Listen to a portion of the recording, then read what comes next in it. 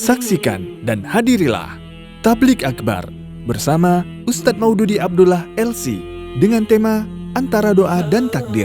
Sabtu 7 Desember 2019 pukul 18.50 waktu Indonesia Barat.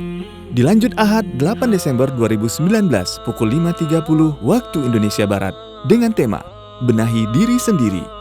Bertempat di Masjid Imam Syafi'i, Kompleks Tai As-Sunnah, Jalan Medan, Tanjung Morawa, Kilometer 13, Gang Darmo, Bangunsari, Tanjung Morawa, Sumatera Utara.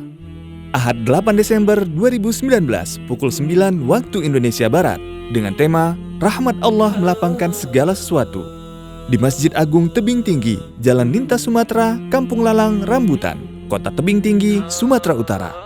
Ahad 8 Desember 2019 pukul 12.30 waktu Indonesia Barat dengan tema Nasihat untuk Bersabar di Masjid Jami Agung Lubuk Pakam, Jalan Imam Bonjol, depan lapangan Segitiga Lubuk Pakam.